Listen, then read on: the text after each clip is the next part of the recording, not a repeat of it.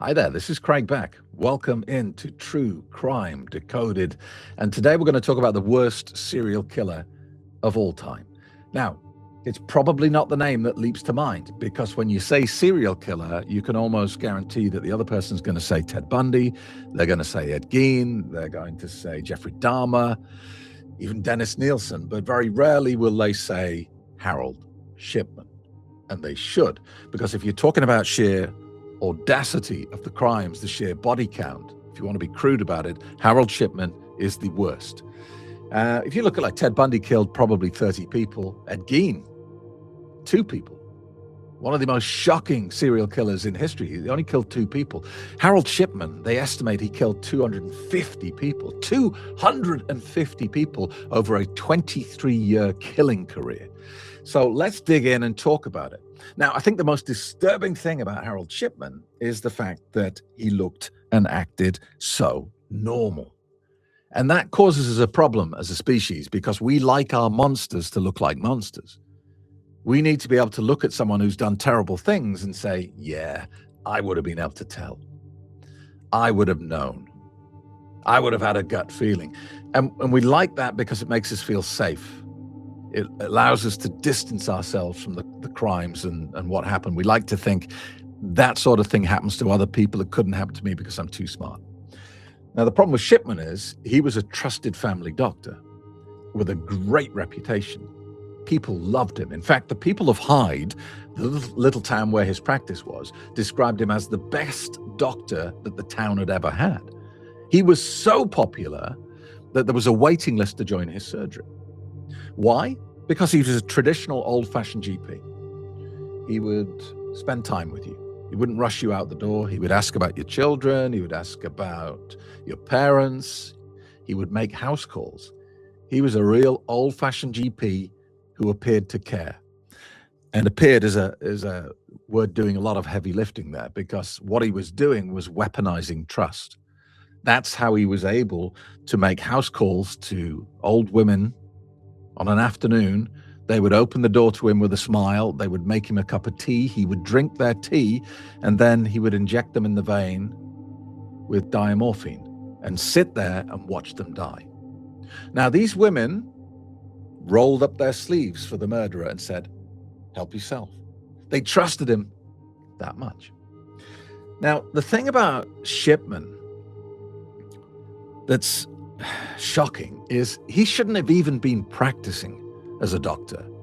He should have been struck off the medical register about 20 years before he was caught because he had a criminal record for falsifying prescriptions.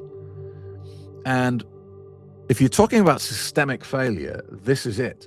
And in fact, the whole landscape of the British medical system has changed because of Shipman. And I know this to be true because my daughter and her partner, both pharmacists, they both tell me how strict and regulated it is now because of what was learned from Shipman.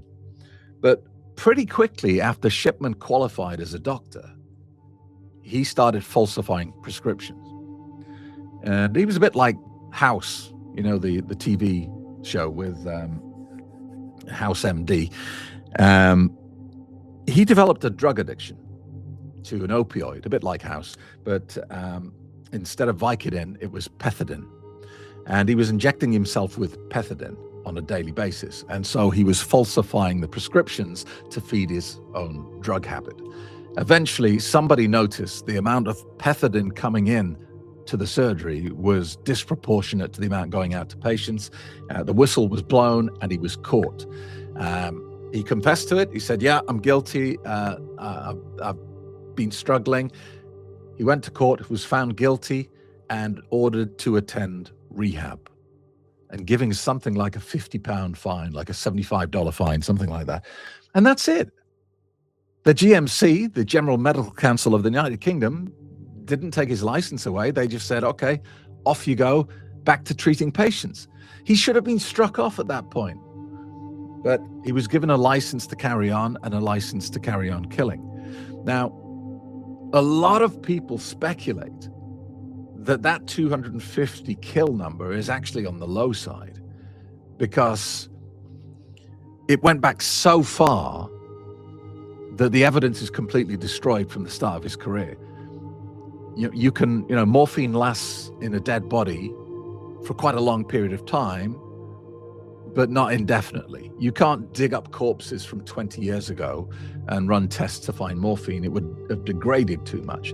So when they say 250, they mean in the last 20 years. There are a lot of people who think that he's actually started killing from the point that he became a junior doctor working on a hospital ward. And we'll never know if that's true or not. And indeed, we will never know any more than we currently know, because Harold Shipman never confessed to anything. He never explained to psychiatrists what his thinking was or what his motivation was. And in fact, he took everything with him because he killed himself in his prison cell the day before his 58th birthday. And there's theories about why he did that. The main one is financial. His wife, Primrose, was entitled to an enhanced pension payout if he died before the age of 60. So there's people who say that it was a financial reason why he killed himself, and other people say it's a final act of control. He's a control freak. He needed to be in control.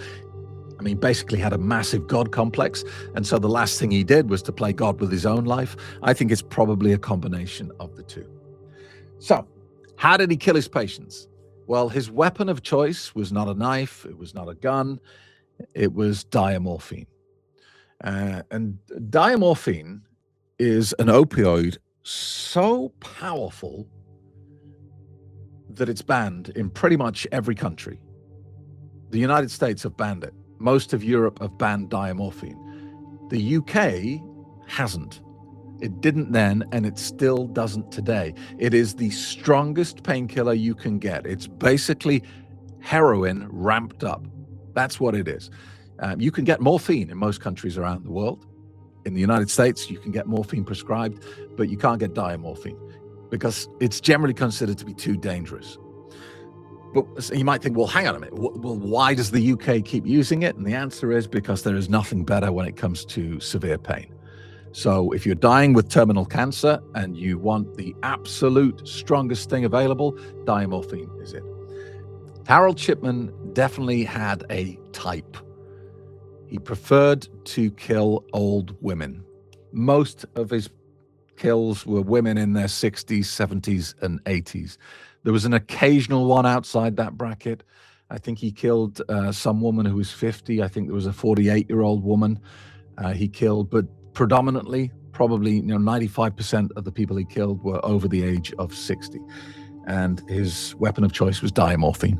Now, the theory about why he killed people in this bracket, this is just speculation because, like I said, he's never confessed to anything, is that when he was a child, when he was 17 years old, he watched his mother die of cancer. And every few days, a friendly doctor would come around to the house and inject his mother with morphine, and the pain would go away. Now, how that affected him is debatable. Some people say that he saw the power of that man, that he saw his mother in excruciating pain, and then this almost godlike figure would walk into the house, and as if by magic, her pain would disappear. And some people say that kind of got into his head, and he developed a God complex from it. He wanted that level of power, but he wanted to take it further. So lots of theories about where it came from, but almost certainly his weapon of choice, diamorphine, came from what he witnessed as a young man, age 17, something like that. The scale of his killing is the thing that is really shocking, because this wasn't a frenzied attack. This wasn't a guy who'd snapped and gone crazy. This wasn't a madman going around slashing people. This was calm, methodical, strategic killing that was escalating. And this is not about being a psychopath or anything like that. This is a pure addiction from my point of view.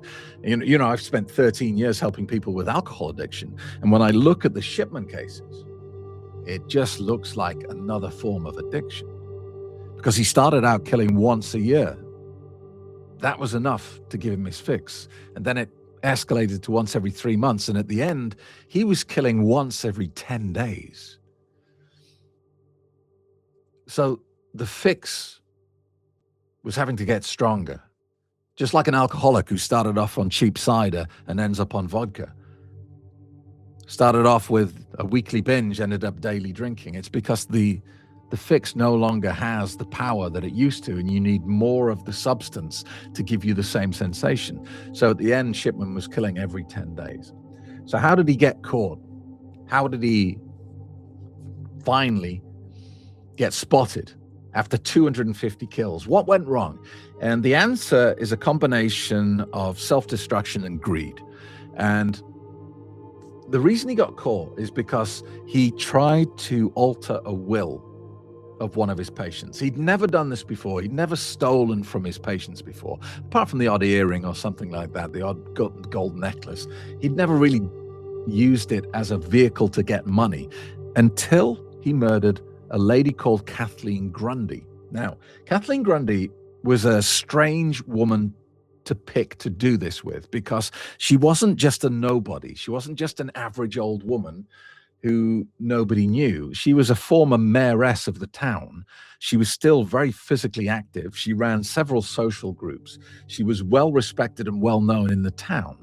So if you're going to pick anybody, don't pick somebody that everyone knows. Which is why I think the forging of the will, whether conscious or subconscious, was him asking to be caught.